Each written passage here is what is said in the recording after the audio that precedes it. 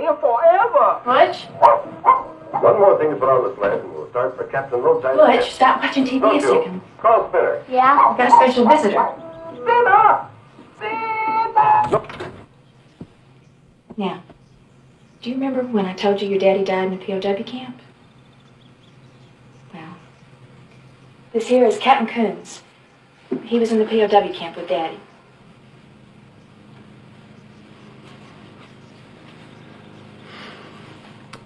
Hello, little man. Boy, I sure heard a bunch about you. See, I was a good friend of your dad's. We were in that Hanoi pit of hell together over 5 years. Hopefully, you'll never have to experience this yourself, but when two men are in a situation like me and your dad were for as long as we were, you take on certain responsibilities of the other. If it had been me who'd not made it, Major Coolidge, you'd be talking right now to my son, Jim. But the way it turned out, I'm talking to you. Butch, I got something for you.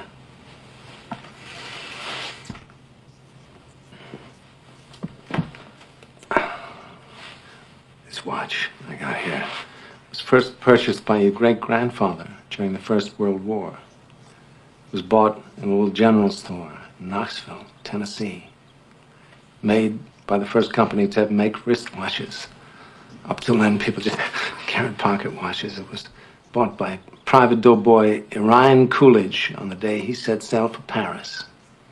This was your great-grandfather's war watch, and he wore it every day he was in that war. And he'd done his duty, went home to your great-grandmother, took the watch off, put an old coffee can, and in that can it stayed till your granddad, Dane Coolidge, was called upon by his country to go overseas and fight the Germans once again. It's time to call it World War II. Great-grandfather gave this watch to your granddad for good luck.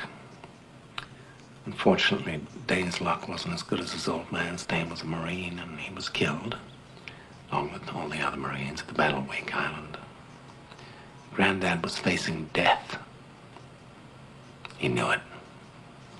None of those boys had any illusions about ever leaving that island alive, so 3 days before the Japanese took the island, your granddad asked a gunner on an Air Force transport named Wanaki, man he'd never met before in his life, to deliver to his infant son, who he'd never seen in the flesh, his gold watch.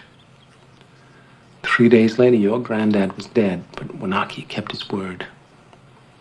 After the war was over, he paid a visit to your grandmother, delivering to your infant father his dad's gold watch. This watch.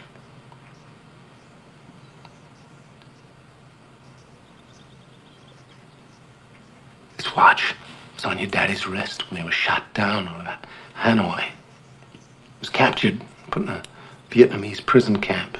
He knew that if the gooks ever saw the watch, it'd be confiscated, taken away. The way your dad looked at it, this watch was your birthright. You'd be damned if any slope's gonna put the greasy yellow hands on his boy's birthright. So he hid it. In one place he knew he could hide something, his ass. 5 long years he wore this watch, up his ass. Then he died of dysentery. He gave me the watch. I hid this uncomfortable hunk of metal up my ass 2 years. Then, after 7 years, I was sent home to my family, and now, little man, I give the watch to you.